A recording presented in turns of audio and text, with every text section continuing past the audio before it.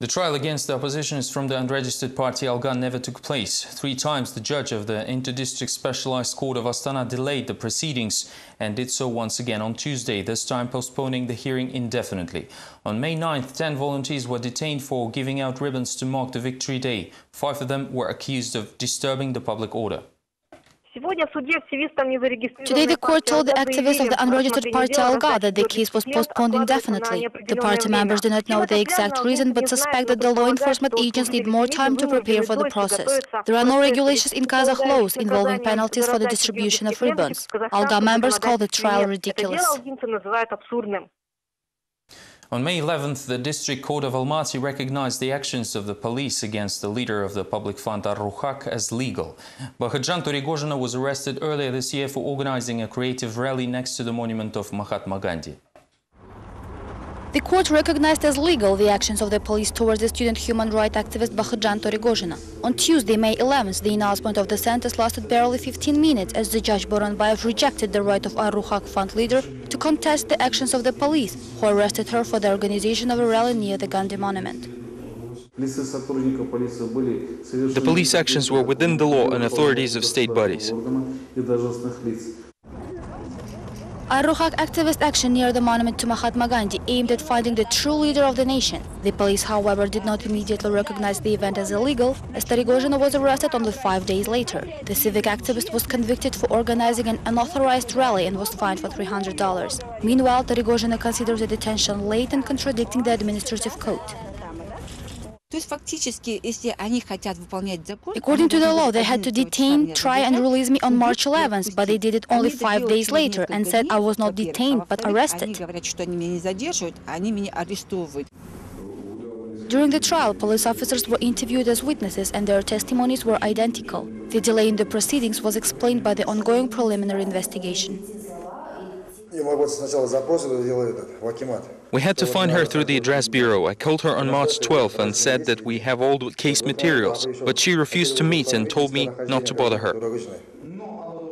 Torigozhina was outraged by the verdict as well as the judge's refusal to interview her witnesses. The leader of the public fund intends to appeal the decision in the Almaty Municipal Court. Evgeny Zhovtis was included on the list of the world-known dissidents. The former head of the Kazakh Bureau on Human Rights, who currently serves a term in prison, is recognized as one of the most famous political prisoners, according to the Foreign Policy magazine. He passionately fought for the freedom of religion and assembly as well as democratic reforms. In September 2009, he was found guilty of manslaughter, and international observers considered the trial a farce as his lawyer was not allowed to present evidence or call witnesses who would provide testimony in Zhovtis' defense. Consequently, he was sentenced to 4 years in prison, wrote the authors of the review. The list also includes dissidents from Cuba, Afghanistan, Uzbekistan, Zimbabwe, Singapore, Uganda, Somalia and other countries which experience violations of the rights and freedoms of citizens.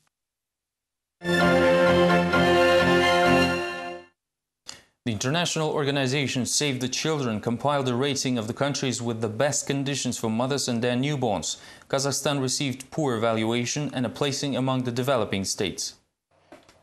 Kazakhstan still has a long way to go to reach the level of care provided for mothers and newborns in Norway or Sweden. There's a big gap in the ranking between European and Central Asian countries. Besides healthcare, other reviewed fields included financial support for women, education, security and economic status of a state as a whole. According to experts of the international organization, Kazakhstan's authorities have to reduce the infant mortality, especially in remote regions, as soon as possible. Well, the difference would be that in the there's two things. One, in the smaller towns and rural areas, it's much more difficult to get to health care. The woman has to be able to access the transportation. Meanwhile, the critical condition of Kazakh healthcare was also discussed in Almaty during the Congress of Medical Personnel dedicated to the International Nurses' Day. Kazakh officials admit that the preparation level of the country's nurses is often low, while the modern medicine cannot be imagined without the nursing of high quality. Contests like this serve as a motivation so that people understand the importance of their work. Doctors are not the only ones assuming the leading position in the field of medicine, as nurses also play an important role.